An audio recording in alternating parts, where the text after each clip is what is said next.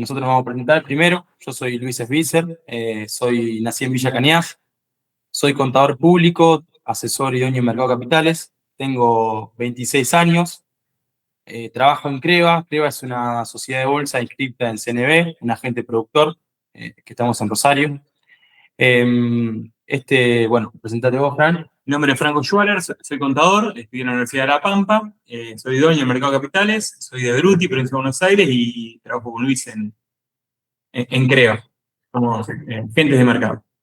Este webinar está más que nada orientado a los productores agropecuarios, al empresario del campo, pero también se puede orientar o las herramientas se pueden dirigir a empresas o pymes que tengan cobros y que necesiten tomar decisiones financieras.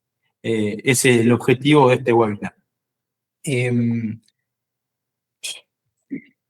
Bueno, lo importante y el punto del cual queremos comenzar acá en esta charla es hacer entender que la cosecha no finaliza cuando el productor vende los granos o entrega los granos en el puerto, sino que esa cosecha va a finalizar cuando empieza a tomar decisiones financieras. Eh, Nosotros creemos que los productores en Argentina, creemos, y es una realidad, son muy buenos produciendo y a veces carecen un poco de la tecnicidad para tomar decisiones financieras o falta de herramientas quizás, y eso es algo importante en un sector o en un rubro en el cual muchas veces hay factores que uno no puede manejar y el margen puede ser muy acotado. Por lo tanto hay herramientas que el mercado de capitales puede servir para un productor o para un empresario de campo o también una pyme. Eso es importante. También otra empresa que se dedica a otra cosa que puede utilizar estas herramientas. Los argentinos en general no tenemos educación financiera y los productores no escapan a ello. Nosotros entendemos que, como decía Luis, la experiencia dice que los productores agropecuarios especialmente son muy eficientes en la producción y no tanto en la comercialización. Lo que nosotros proponemos es que sumen la cuenta comitente, el mercado de capitales, como un aliado más para tomar decisiones, en este caso financieras, y que hagan más eficiente su negocio. Bueno, comenzamos. La idea de esta explicación es arrancarla con un ejemplo de cómo proviene la cosecha. El productor cobra la cosecha, le vende los granos, el cereal a un corredor, y generalmente los corredores o vamos a poner el caso de una empresa, cobran con cheques. Hoy es muy normal que las empresas o los productores agropecuarios cobren con cheques. Y acá es donde nosotros queremos diferenciar entre un cheque que está por acreditarse o un cheque a plazo. Vamos a poner el ejemplo de un cheque a 30 días y dos opciones. Una, que el productor lo pueda esperar al cobro. Si el productor tiene la posibilidad de esperar al cobro, lo que generalmente hace es o depositarlo en su cuenta bancaria o también una realidad que muchas veces hacen malabares para poder calzarlo con un proveedor. Es decir, ese cheque que cobró lo usa para pagar a un proveedor. Acá es donde entramos nosotros con lo que es mercado de capitales. ¿Por qué entramos nosotros? Porque la cuenta comitente está exenta del impuesto al débito y crédito. Este impuesto al débito y crédito es un 0,6 de impuesto al débito y un 0,6 de impuesto al crédito. Anualizado es un costo importante y significativo para cualquier empresa o cualquier persona que lo tenga que pagar. Por lo tanto, depositando este cheque en la cuenta comitente no lo pagaría al solo efecto de hacer una operación bursátil. ¿Cómo sería una operación bursátil? Simple, por ejemplo, colocar el dinero un día en caución. Eso sería una operación bursátil simple. Y después de eso ya tendría el dinero de libre disponibilidad para hacer lo que requiera. Por lo tanto, esta es una alternativa, mercado de capitales, para esos cheques que hoy es muy normal que un productor cobre con un cheque.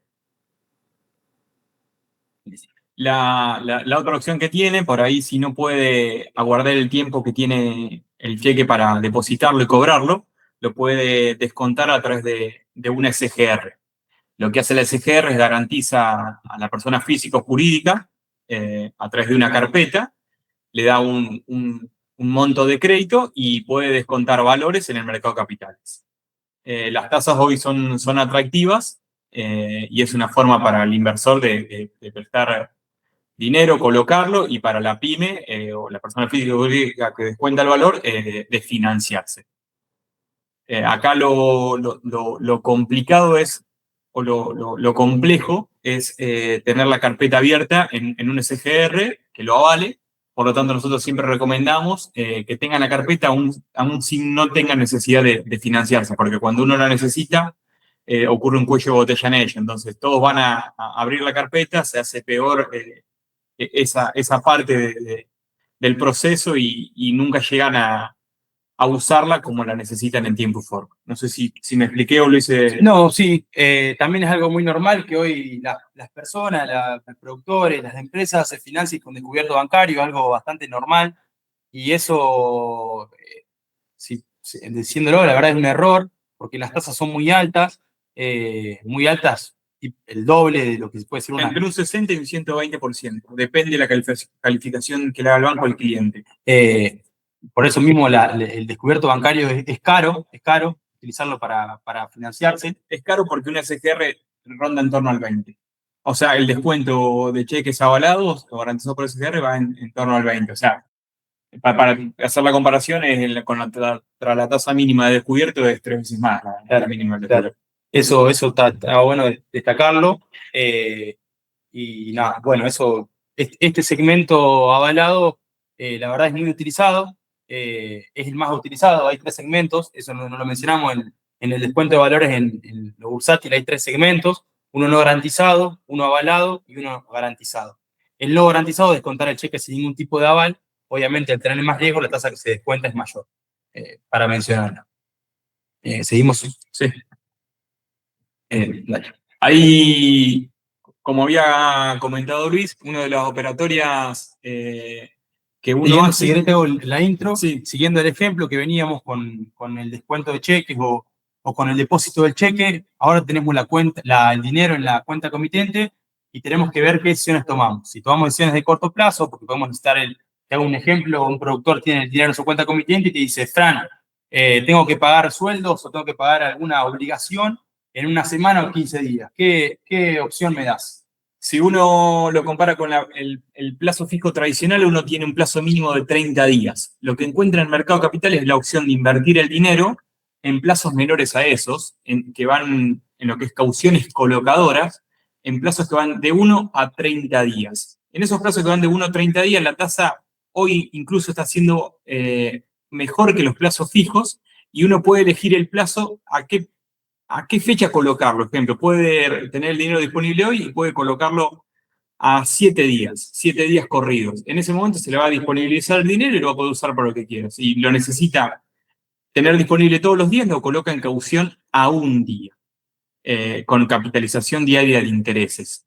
Lo que le permite esto es hacer eficiente el uso del dinero o de los cobros que tenga en plazos menores a 30 días, que es lo que ofrece un banco tradicional.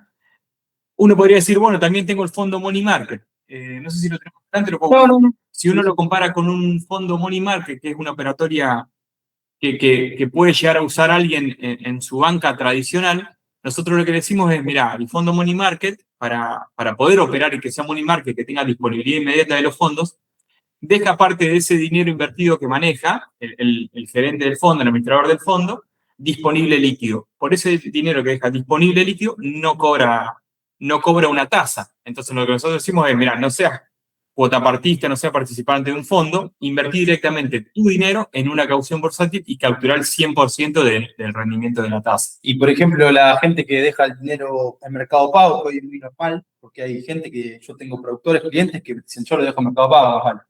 Sí, lo que vemos nosotros es que Mercado Pago acercó un montón de gente al mercado de capitales sin la gente darse cuenta. Por ahí lo que nosotros hacemos la aclaración es que está muy bien dejar un Mercado Pago. Lo que debe saber el inversor es que ese dinero que uno deja en Mercado Pago trabajando se suscribe a un fondo común de inversión.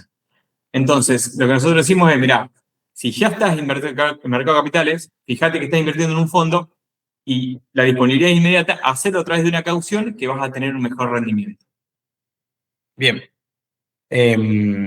Nada, exactamente lo que dijo Fran. Creo que la caución es un instrumento muy útil que deberíamos utilizarlo más. Creo que en conclusión deberíamos utilizarlo más porque todos estos instrumentos que utilizamos con facilidad invierten en este instrumento y bueno, sería muy útil. Algo que quería comentar de la caución, que es el instrumento más seguro de mercado. ¿Por qué es más seguro de mercado? Porque cuando uno hace una operatoria de caución colocadora, uno tiene excedente de pesos y los presta en el mercado a través de la caución. Del otro lado hay una parte que hace caución tomadora y para pedir dinero prestado al mercado deja en garantía su cartera.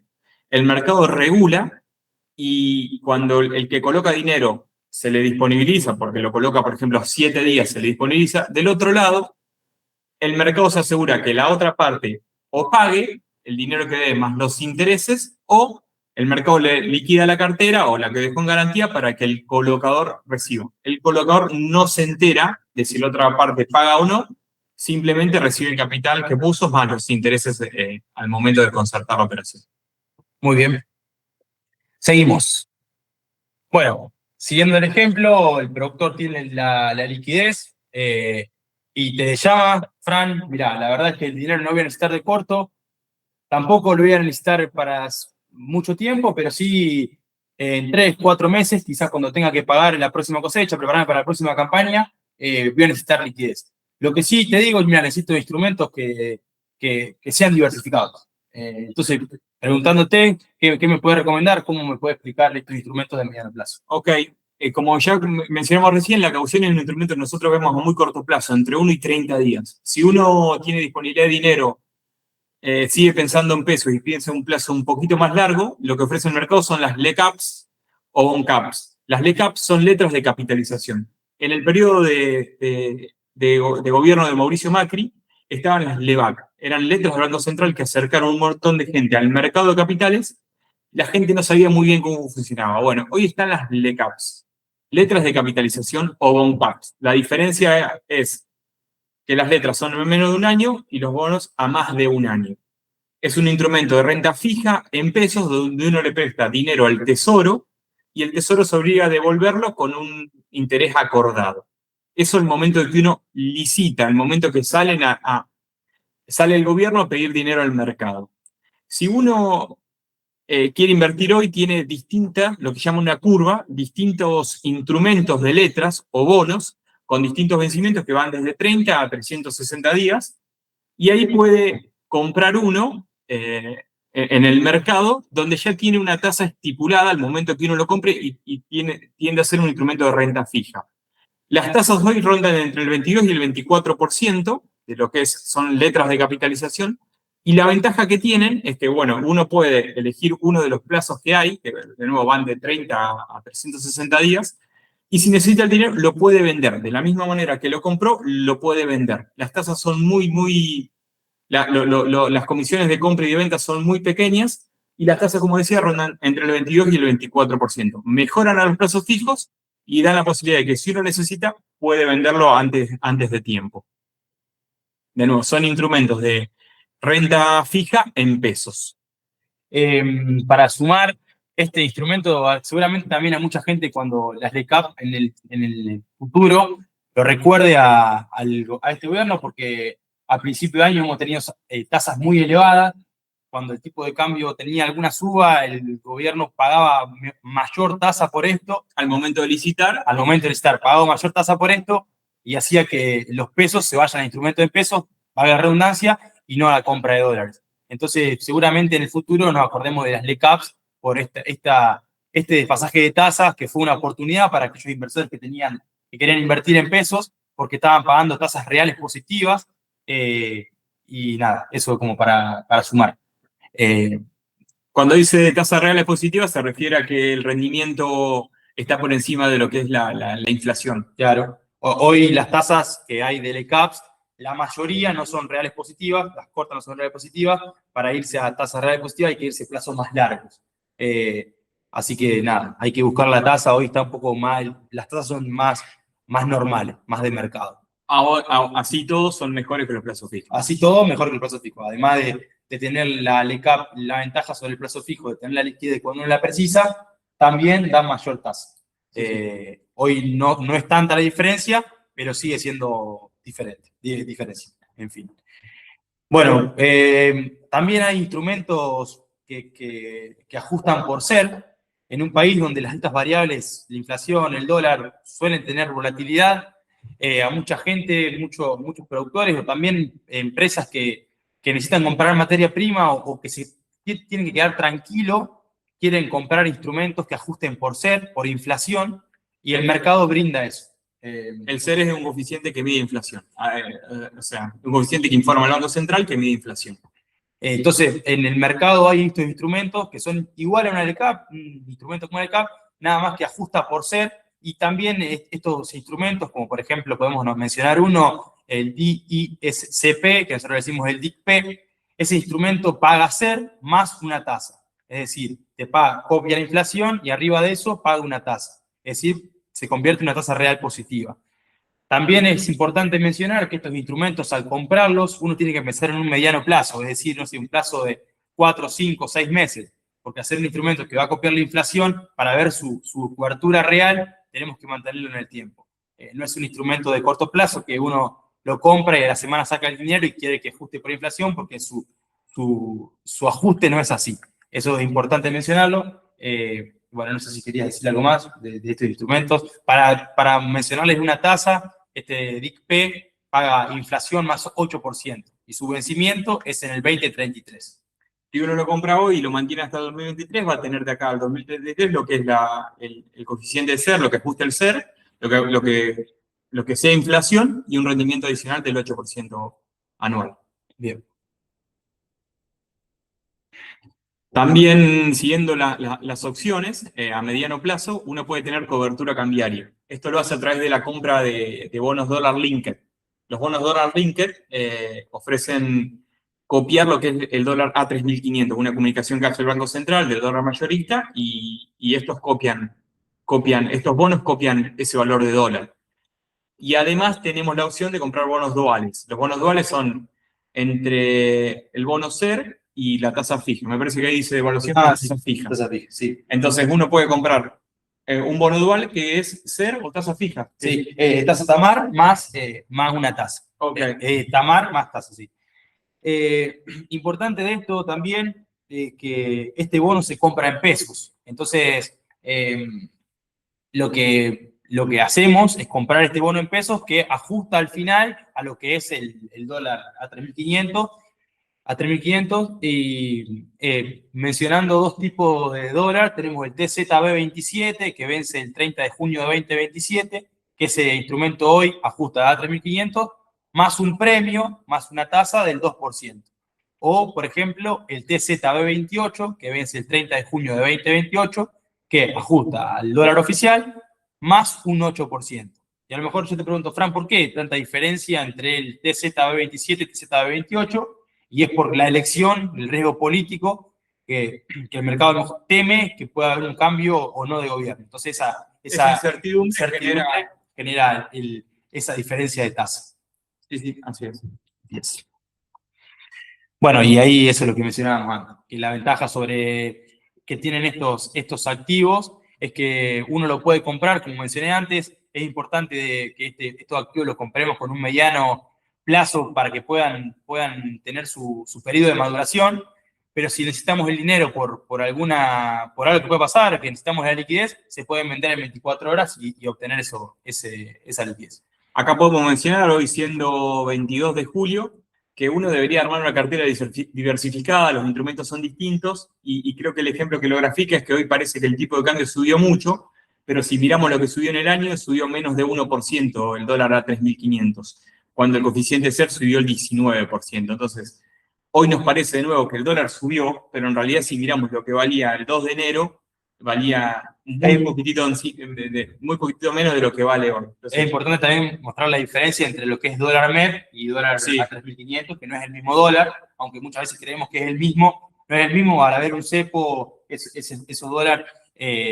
tienen una brecha, y cuando hay periodos de elecciones se agranda aún más. Sí, sí, y está bueno lo que dice Luis, porque uno por ahí compra un dólar link esperando que copie el dólar, no sé, el dólar MEP, por ejemplo, y no sucede. El dólar cash también, porque la gente lo que ve es el precio del dólar, sí. El dólar que importa acá es la 3.500, para lo que es dólar link. Muy bien. Bueno, medio fuimos conversando sobre instrumentos en pesos, siempre posicionado en pesos, de corto plazo, mediano plazo, y ahora vamos a pasar a instrumentos en dólares. Primero, siguiendo con el ejemplo de antes, para seguir, yo creo y sé que los productores agropecuarios o la gente en sí está muy acostumbrada a ahorrar o en dólares, tener sus dólares bajo el colchón, como decimos nosotros, Sí. o tener cereal o su materia prima. O sea, el productor tiene cereal porque ellos cosechan cereal, pagan cereal, entonces generalmente guardan todo el cereal y a veces están 100% en el cereal. Y yo a veces digo, che, pero está bien porque la lógica es misma, pero acá es donde entra el principio de diversificación y el que uno podría brindar muchas herramientas que no necesariamente tengan riesgo en todas las decisiones que toma uno, pero riesgo que no De mantener el cereal ya está tomando un riesgo. está tomando riesgo. Por ejemplo, el del precio internacional del cereal que uno... A eso es donde yo voy y digo, bueno, acá es donde queremos mostrar herramientas de mercado de capitales para poder diversificar y tener un abanico, y si en un momento hay una baja en alguna parte de este abanico nuestro, no nos impacte de lleno. También sumado a lo que dice Luis, el costo de oportunidad. Justo traje en el ejemplo anterior que el dólar casi se mantiene a la par en lo que va del año, con lo que valía en enero, y la inflación subió, en pesos subió casi 19%, al menos eso informa el índice CER. Entonces lo que nosotros decimos es, hoy estás teniendo inflación en dólares por mantener los dólares en el colchón, por decirlo de alguna manera. Hay una cuestión cultural, que hay una realidad que a todos nos deja tranquilo. Nos deja tranquilo. Culturalmente, tener dólares nos deja tranquilo, pero bueno, en una economía que ha cambiado y en unas reglas que han cambiado, quizás hay instrumentos de bajo riesgo que nos pagan por esos dólares y no perdemos poder adquisitivo. Exacto. Bueno, vamos con eso. Acá lo que nosotros vamos a hablar primero es de las obligaciones negociables. Las obligaciones negociables es deuda corporativa, deuda de empresas privadas, que se financian en el mercado de capitales y ofrecen un documento que se llama obligación negociable, un instrumento, obligación negociable, y se obligan a devolver ese dinero que toman prestado más un interés en un plazo determinado de antemano. Hoy mayormente, o en el caso de un 100%, las obligaciones negociables que están en el mercado son en moneda extranjera. Sí. Y gran parte de las empresas que toman esta deuda en moneda extranjera se rigen por ley de Estados Unidos o ley extranjera, ley de Nueva York, para darle mayor seguridad al inversor. Es importante en lo que es obligaciones negociables, que nosotros hacemos poco, es ver qué obligaciones negociables comprar. Hemos tenido casos este último tiempo de algunas ON que han defaulteado y no han pagado a sus inversores, por lo tanto es un instrumento en el cual debemos prestar mucha atención, el cual compramos y nada, eso. Sí, por ahí nos acostumbramos por ahí a ver una tasa del 7% que nosotros entendemos en dólares, ¿no? Que nosotros entendemos que es una tasa razonable del mercado y todo lo que esté por encima de ello nos hace prestar la atención. Nosotros hoy vemos con buenos ojos las empresas energéticas, las empresas que se rigen por ley Nueva York. Esas empresas dan mayor seguridad al inversor y hemos tenido casos en el último tiempo donde empresas salieron a calificarse no me sale la palabra, a calificarse antes de emitir un ON y a los 3 meses presentaron un concurso preventivo y uno dice, bueno, pero si la calificadora Sí, de una calificación AAA, ¿por qué en 3 meses tienen este problema económico? Entonces nosotros dijimos, bueno, prestan atención, fíjense las tasas, fíjense quién es Creo que la forma más fácil de darse cuenta para un inversor que no está todo el día es la tasa. Si una tasa de mercado ronda el 6-7% y alguien te paga 11% en el mismo plazo, algo raro hay. Eso es relación riesgo-tasa, no, eso es fácil. Y bueno, este último tiempo eso se vio bastante y la verdad es que eso hace que nuestro trabajo sea aún más difícil porque mucha gente cual les queremos mostrar herramientas que son de mercado, seguras y que pueden hacer trabajar sus dólares, estas cosas hacen que la gente descrea del mercado y meta todo en una misma bolsa, por lo tanto creemos que la educación financiera sí es lo que necesitamos. Así es. Seguimos con otro instrumento. Bonos soberanos. Acá, este instrumento, o sea, en bonos soberanos uno puede encontrar una curva, lo que se llama una curva bastante amplia de bonos, que van desde 2027, 2028 hasta 2041 con los AL41. Estos bonos son bonos del Estado, donde el Estado pide dinero prestado, entrega un instrumento que es un bono, y ese dinero que pide prestado se obliga a devolverlo con un interés. Es renta fija. Nosotros les vamos a mencionar unos instrumentos que son los más cortos, los bonos AO27 y AO28, un instrumento nuevo que largó este gobierno, esta gestión, donde no existía este instrumento en el mercado. Es un instrumento que paga intereses mensualmente. Está bueno por eso. Generalmente los bonos, los de la curva más arriba, pagan intereses o renta semestralmente. Y las obligaciones negociables trimestrales y generalmente semestralmente. Bueno, estos bonos son en dólares, pagan un interés semestral y devuelven el capital al final. En el caso de la O27, en octubre de 2027, y en el caso de la O28, en octubre de 2028. Este bono, pensándolo, fue una herramienta que vino con la ley de inocencia fiscal, con ese blanqueo, brindándole un instrumento a la gente para que pueda invertir sus dólares en un corto plazo. ¿Qué pasa con nuestro país? Que lo que decíamos antes, a nosotros nos deja cómodo estar en dólares, pero no compramos cualquier cosa en dólares, no nos da seguridad cualquier cosa. Entonces, un instrumento que sea de corto plazo, dentro de la misma gestión que lo emitió, nos dio seguridad y la verdad que la gente lo compró y ese bono tuvo mucho éxito. Que es el AO27. AO27. El éxito lo medimos en el caso de que cuando el bono salió a licitarse, que el gobierno lo ofreció la primera vez, tenía una tasa del 6% nominal anual, y hoy ese mismo bono, por demanda de los inversores, está rendiendo 3,5, 3,6% nominal anual. Lo que creemos es que, bueno, hay un consenso del mercado que... Para un ejemplo, ese bono es como un alquiler, digamos. Uno compra ese bono y mensualmente te va pagando interés. Mucha gente lo compara de esa manera y a veces hasta cuando tenía una buena tasa como el 5 o 6% que mencionaba Fran, mucha gente decía, quizás antes de comprar una propiedad me conviene comprar este bono y que me pague intereses mensualmente y en 2027 me devuelven todo el capital. La diferencia que tiene con el AO28 es un bono que funciona de la misma manera, pero la tasa es más del doble, está en un 7,5%. Se debe, como decíamos en el caso anterior, a una incertidumbre de qué pueda pasar en las elecciones presidenciales del año que viene, que va a determinar si continúa este mandato, este presidente o no, si continúa esta línea o no. Bueno, eso el mercado le asigna una tasa al bono que vence en 2028 de 7,5%, más del 100% de la tasa de 2027. Ustedes verán en qué se sienten cómodos, si comprando uno que vence en este periodo, si comprando uno que vence en el periodo de gobierno siguiente, o hacer un mix y asignar un porcentaje a cada uno para mejorar la tasa de la O27. Estos bonos también es importante mencionar que cuando uno lo compra, no necesariamente tiene que ir al vencimiento. Obviamente que la tasa, el bono que Fran te mencionó, del 7,5, si vos querés que te pague 7,5, tenés que ir al vencimiento porque es renta fija. Pero si una semana antes de las elecciones uno quiere vender ese bono porque no se siente tranquilo con eso, lo puede vender.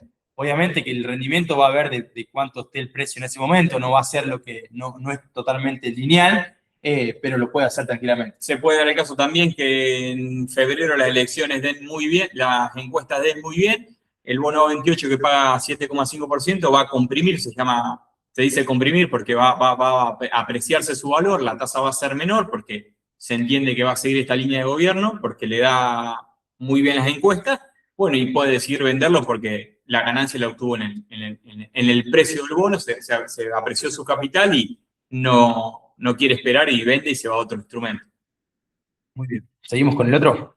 Sí, muy bien.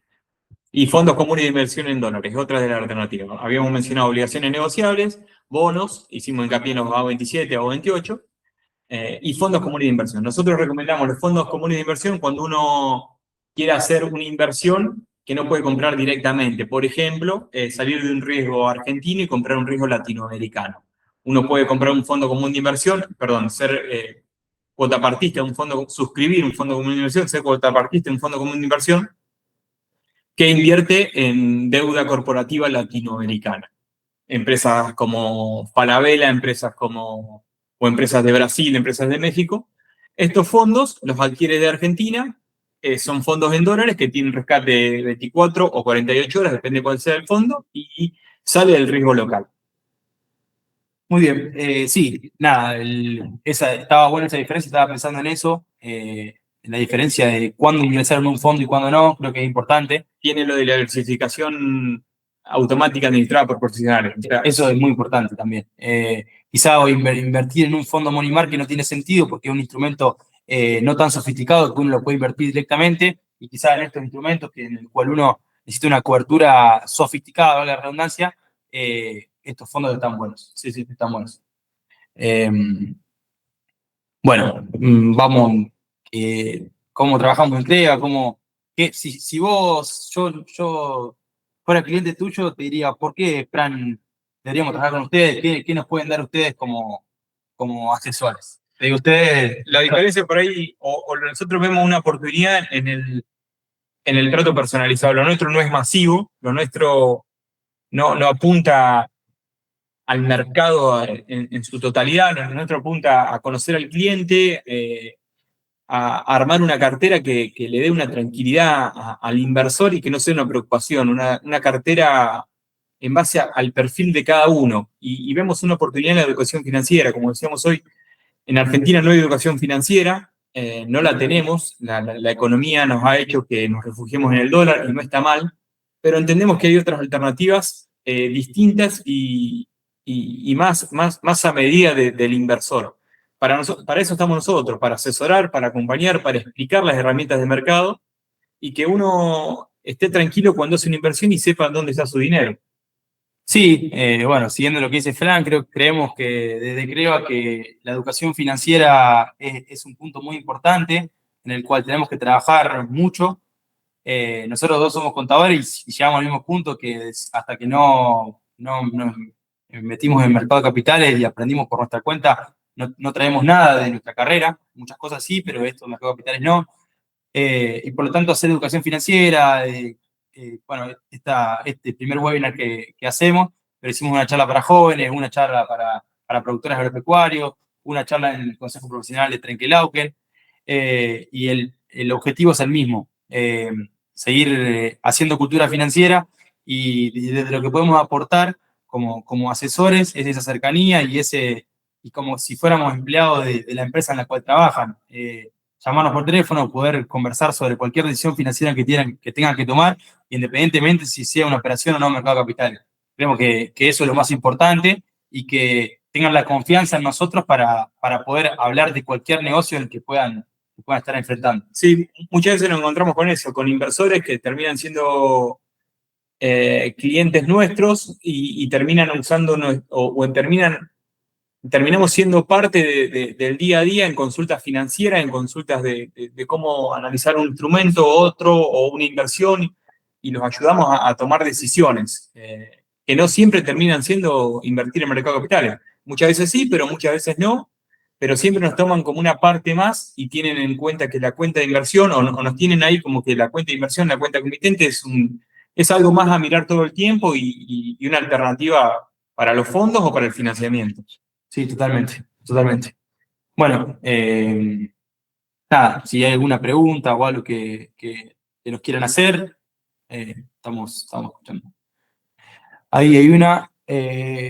Dijeron que depositar en la comitente está exento del impuesto a los débitos y créditos. ¿Cómo funciona eso en la práctica para que sea completamente legal? Ahí está buena la pregunta. Lo que uno tiene que saber es que para que se tome el beneficio o las cuentas comitentes están exentas de débito y crédito bancario, siempre y cuando uno endose en el cheque y los fondos los use para una operatoria bursátil. Por ahí, como mencionamos lo primero, la operatoria bursátil más común es la caución, lo que le permite a aquel que endosa un cheque, cuando se disponibiliza el dinero, que tiene el mismo plazo de acreditación que un banco, o sea, el mismo tiempo, lo coloca en una caución y al otro día lo tiene disponible para seguirlo invirtiendo, para retirarlo a través de 2 cheques diarios por día o retirarlo con una transferencia. Yo acá hago un asterisco grande, digamos, un énfasis grande, porque esto es lo que muchas veces a los productores más les interesa. Cuando les comentamos sobre los cheques, sobre el depósito de cheque en la cuenta comitente que está exento del impuesto de débito y crédito, es algo que realmente si uno lo analiza, su margen se optimiza muchísimo. Por lo tanto, como dijo Fran, es muy importante y también es importante saber que luego de hacer la operación bursátil, si ese productor quiere fraccionar esos cheques para pagar a proveedores, puede hacer hasta 2 e-cheques por día y sacarlo a su cuenta comité, a su cuenta de banco, y ahí lo endosa a cada proveedor que le quiera pagar. Es importante esa operatoria, no tiene el costo solamente de la caución bursátil. Que es un beneficio en realidad. Es un beneficio porque va a generar un día de interés y nada, eso es importante. Por ahí lo que está bueno mencionar acá, que no lo preguntan, pero hubo un cambio en la normativa no hace mucho, que antes se podían depositar en la cuenta comitente solamente e-cheque donde uno sea primer beneficiario. Es decir, una corredora le paga al productor, el productor lo endosa. Este cambio de normativa permitió que se puedan endosar a la bolsa todos los e-cheques que sean de la cadena, de la empresa, de la persona física, claro, y pueden endosar cheques de terceros, e-cheques de terceros, perdón. De nuevo, tienen el mismo beneficio y pueden ahorrarse débito y crédito bancario o tener este beneficio siempre y cuando se usen para una operatoria bursátil. Muy bien, acá seguimos con otra. Si descuento un cheque a través de una SGR, ¿en cuánto tiempo tengo los pesos disponibles en mi cuenta? Acá, una sociedad de garantía recíproca. Lo que nosotros hacemos hincapié es que lo tedioso y lo complejo de descontar un documento a través avalado por un SGR es tener la carpeta al día. Entonces nosotros recomendamos que se abran la carpeta, que no tiene costo, de que completen la documentación y que cuando la necesiten la puedan usar, porque después la operatoria es muy simple, se suben los cheques a través de la plataforma de PYME, se descuentan en 24 horas y a las 24 horas hábiles tienen el dinero disponible para retirarlo de la cuenta comitente.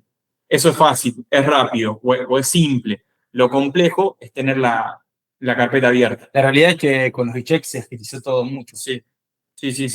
Eso lo permite que sea en 24 horas. O sea, desde que uno sube al mercado y lo descuenta, lo negocia, en 24 horas tiene el dinero disponible. Y hoy, 22 de julio, una tasa muy competitiva, que no llega al 20% cuando una tasa de colocar el dinero te pagan 22. Bueno, y algo que no mencionamos, que creo que también es muy importante, que nosotros recomendamos cuando tenemos una charla con un productor agropecuario, además de hablar de las alternativas de inversión o todo, le preguntamos, ¿estás calificado por una SGR? No, pero en este momento no lo necesito, capaz que te dicen. Bueno, lo importante es siempre estar calificado por una SGR y tener la carpeta activa, porque al mencionar que hay una burocracia detrás de eso, que es bastante tedioso que te la abran, que en el momento en el que, ustedes imagínense que en el momento que uno necesita financiarse, necesita todo el mundo financiarse. Por lo tanto, los tiempos que tiene uno de necesidad no es lo mismo al que te va a dar la carpeta para avalar. Entonces, tener la carpeta abierta creo que es algo muy importante y uno la va a utilizar cuando realmente lo necesite sin tener que andar a las corridas o nada. Hoy, en este periodo de que se necesita financiación, o está siendo cara la que hay en el mercado, las SGR están dándole más atención a los que fueron clientes, y no tanto a la apertura de carpetas nuevas. Por lo tanto, si siempre fue medio complejo abrir una carpeta o llevaba un tiempo, hoy lleva un poco más. La realidad desde el trabajo nuestro es que el cliente cuando viene a pedirte la financiación ya lo necesita. Exacto. Y el tiempo de la SGR no es el mismo, por lo tanto, muchas veces se trata de hacer la gestión, pero nunca termina utilizándolo para ese momento. Exacto. Acá hay otra, con el tema del central de... comentaron que no conviene tener todo concentrado en cereal. Si decido comprar algún instrumento en dólar, ¿qué riesgo de default puedo tener? Esa es la pregunta. Hablando de la ON, de los AO27, AO28. En el caso de la ON, uno está invirtiendo en una empresa, el riesgo de... Hablamos un poco de eso igual, ¿no? Sí, por ahí está asociado directamente con la compañía. Lo que nosotros buscamos es empresas de primera línea y tratamos de filtrar la oferta de mercado de obligaciones negociables a aquellas que se rigen por legislación extranjera. Y por ahí hoy, puntualmente, julio de 2026, nos enfocamos principalmente en empresas de energía. Bien. Que según los balances son las que mejor están. Claro. En lo que son bonos, bueno, como dice Marcelo, que es nuestro jefe, él dice que los estados no quiebran, entonces el riesgo de default en la parte de los bonos no está. Y en el caso de los fondos comunes de inversión, el riesgo... Obviamente que han defaulteado, los gobiernos han defaulteado, pero no quiebran, no quiebran. Claro, te dan lo que ha pasado históricamente en Argentina, ha defaulteado millones de veces, pero siempre te han dado algo. En cambio, una obligación negociable, cuando no paga, entra en concurso, quiebra y después no te termina pagando, o te termina dando algo insignificante. Sí, o no te termina dando nada. Tal cual. En el caso de los estados, por lo que dice la historia, siempre te dio algo que terminó siendo mejor que lo anterior. Obviamente en el momento uno no está contento para nada, pero bueno. Porque no fue su idea original hacer ese tipo de inversión para eso. Y en el fondo, bueno, se diversifica, porque el fondo tiene una participación en muchos instrumentos, entonces minimiza el riesgo a través de ellos. Muy bien. Y acá hay la última. Mencionaron que no hay costos ocultos ni cargos adicionales, pero ¿cómo funciona el modelo de negocio de ustedes? ¿Cómo cobran por el asesoramiento? Lo nuestro es un asesoramiento sin costo. La parte de rentabilizar nuestro trabajo es a través de inversores que operan en el mercado y nosotros tenemos una comisión que la determina el mercado, o sea, que está estandarizada por el mercado. Cuando uno opera en el mercado y opera a través de nuestra gente, parte de la operatoria es la comisión y eso es esa es la forma de rentabilizar nuestro trabajo. Creo, importante mencionar que creo es así, no necesariamente todas las sociedades de bolsa trabajan de la misma manera. Sí, nosotros desde Creva, nuestra forma de trabajar, como dice Fran, nosotros hacemos un asesoramiento integral, pero lo que cobramos nosotros es la comisión por operatoria. Muchas veces, si ustedes se fijan en lo que es cuando uno deposita el cheque y cautiona y saca el dinero a través de dos cheques, como mencionamos antes, eso casi no tiene comisión y el asesoramiento es total en ese momento igual. Por lo tanto, nada, creo que está bueno que más allá del servicio de Creva, este asesoramiento sin costo es algo que puede aportar valor para cada uno. Sí, sí. Y creemos en la construcción de la relación a largo plazo, por lo tanto, no cobramos asesoramiento, como decíamos, y nos va a ir bien cuando el inversor le vaya bien y nos recomiende, y es nuestra forma de rentabilizar. Bueno, no tengo más preguntas. Si quieres cerrar con esto. No, bueno, decir que estamos a disposición y que lo que intentamos con esto es hacer un video donde hagamos educación financiera. Ese es nuestra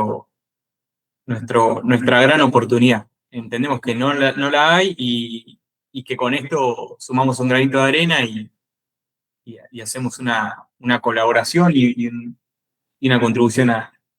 Sí, yo lo mismo. Creo en la educación financiera, creo en nosotros principalmente, que haciéndola, y como les mencioné antes, hicimos un par de charlas, esta es otra, y seguramente va a haber muchas más de distintos temas.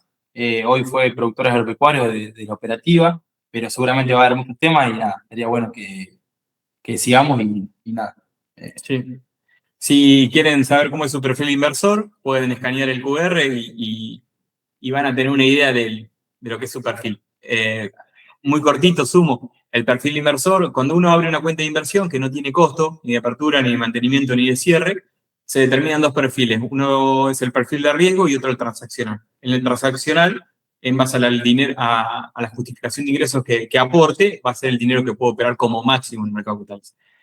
Y vamos acá al perfil de riesgo. El perfil de riesgo es lo que uno haría en una situación o con su inversión. Le determina preguntas o le hace preguntas que van moldeando un perfil teórico de riesgo. Es decir, bueno, ¿qué haría en este caso? ¿Qué haría en esta situación? ¿Qué haría en la otra? Si el mercado baja o sube, ¿qué estaría dispuesto a hacer? Este perfil de riesgo, nosotros vemos por experiencia que el inversor lo va modificando todo el tiempo porque muchas veces cuando arranca a invertir dice, uy, soy muy arriesgado, y después el mercado no sale como uno espera y dice, che, no sé si era tan arriesgado. Entonces es lo que nos ayuda a nosotros, el perfil de riesgo, sean conscientes cuando uno lo completa porque nos ayuda a nosotros a entenderlo, a conocerlo al inversor y en base a eso acercarlo a los productos del mercado que vemos más acordes a su perfil. No sé si vos querés. No, bien, muy bien. Bueno, muchas gracias. Y nada, estamos a disposición.